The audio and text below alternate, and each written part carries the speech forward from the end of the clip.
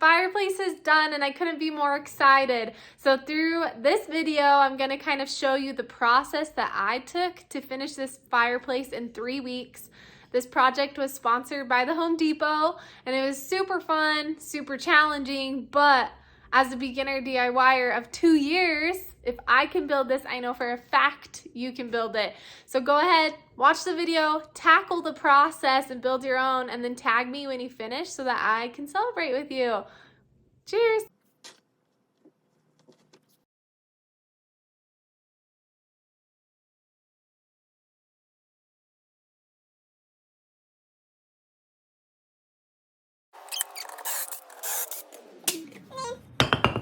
You've got your pocket holes that you can then use your pocket screws to screw into a board. There you go.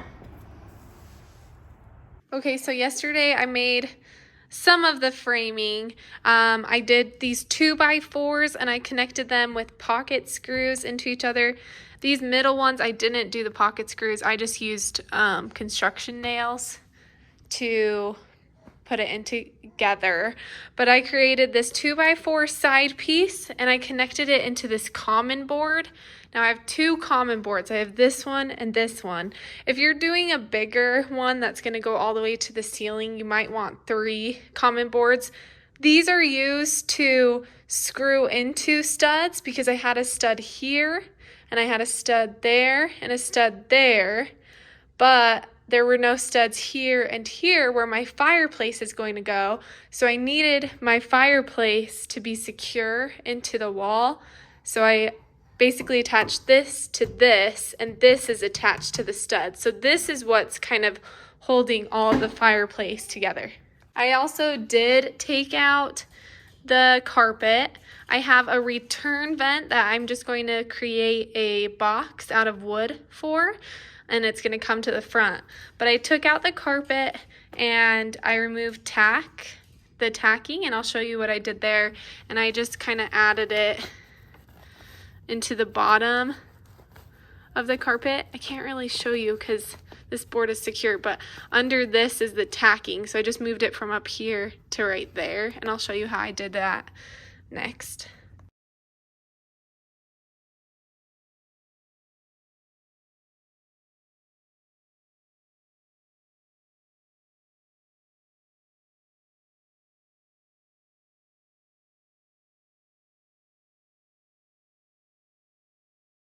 Now I'm going to take 2x4s and kind of dry fit them to fit where my fireplace insert is going to go into. So I did cut these a little short, so I'll have to make longer ones. But then I can dry fit it and then screw them together, and then I'm gonna place the whole 2x4 up onto the frame. Okay, I got the box fitted for my return vent. So most of you, if you do this, you probably won't have to deal with the return vent. I ended up having a couple of HVAC companies come and look at it for me, and one guy told me all I needed to do was to build a box so that there was a airflow, and because it wasn't like a vent bringing the air out, I didn't need any ducting. Because this is just a return, I just need somewhere to direct the air. So I ended up creating like a little box with some plywood, some scrap plywood that I had, and then I built some 2x4 framing that I will use to secure my TV on. Sorry, not my TV, my fireplace on.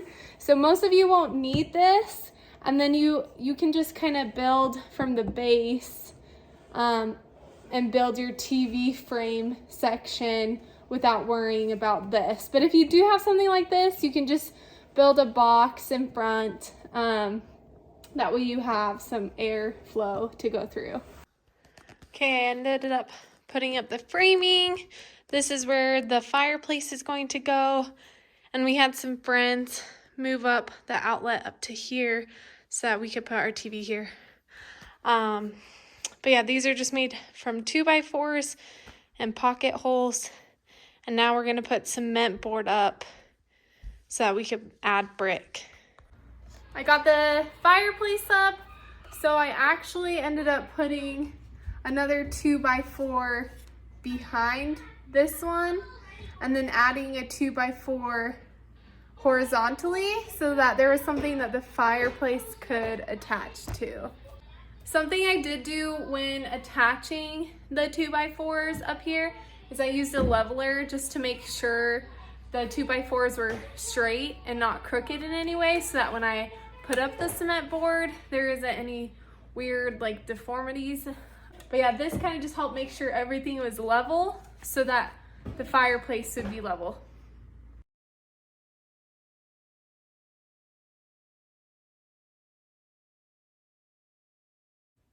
Okay, well, definitely cut outside.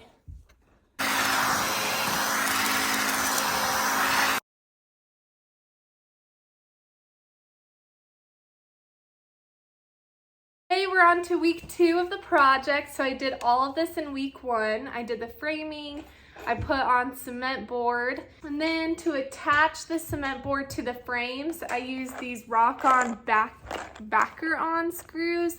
1 5/8 inch is what I did. So honestly, pretty easy to drill these in. I was actually quite surprised.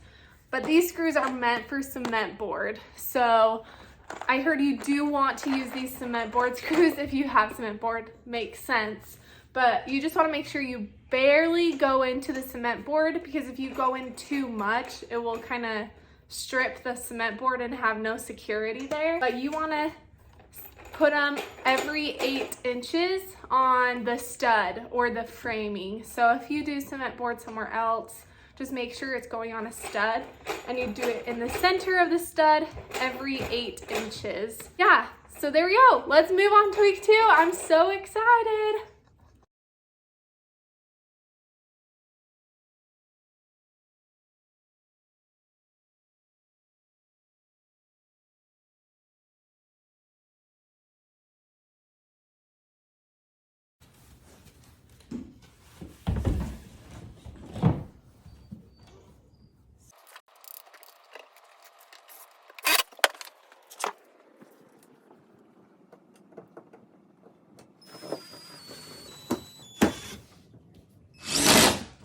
Sweet. You're okay.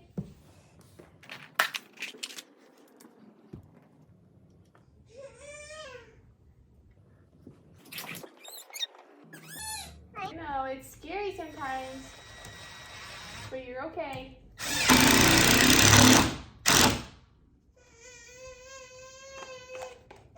You're okay, it's just a nails.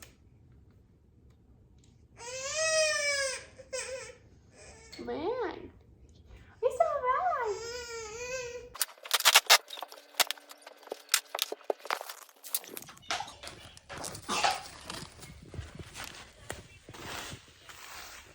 For my mortar, to help put the brick on, I'm using the Versabond Professional Thinset Mortar in the white Blanco color, because I am using white brick. And then for the grout, I'm doing sanded grout, and I'm doing it, I think it's just called white, bright white for the grout. So I'm gonna mix this with my drill, and there's a mixer drill bit that I got from Home Depot, and I'll just mix it in here, and then I'll show you the process of putting that brick on. Okay, I'm using my laser leveler to make sure that I put the brick on level, and I will put on the mortar first with this trowel. I'll just dip it in, and I'll put it on with the smooth flat side first, and then I'll go back over and notch it out with the notch side. And then once I put the brick on, I'm going to use this Grout Float, push the brick just to make sure it's set on there. That's what I'm going to do.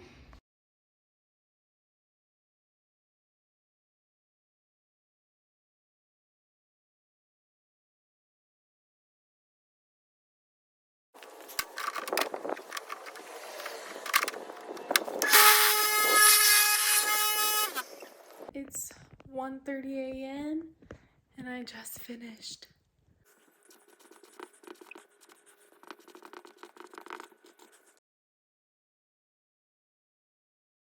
I added black shiplap, and then I finished the baseboard, just painted it.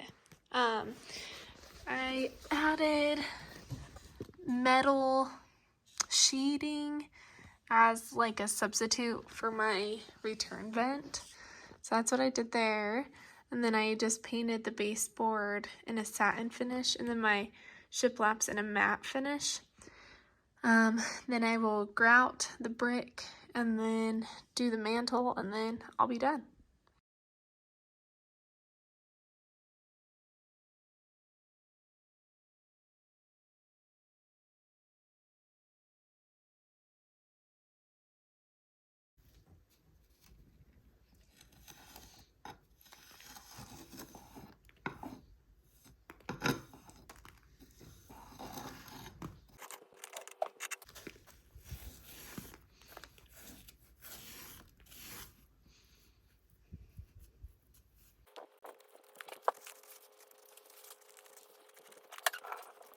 The brick is done. So exciting.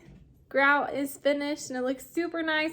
I went over it with a masonry brush afterwards just to get any excess grout that had fallen and just make sure it's all swept off. The mantle, I'm not gonna lie, was probably my hardest piece to do, but it is created out of birch project plywood. I ended up creating a 3-sided box and put it together with a mitered edge like this so that it looked more finished. And the top is accessible so I can open it, and that's something that I personally wanted. So I connected the top piece and the back piece with a door cabinet hinge just so that it can like open and close. If I were to do it again, I would create the 4-sided box and then attach the top afterwards. So that one was a little bit harder for me, so I don't have much detail on the mantle, but if you do have questions, I'd be more than happy to answer them for you.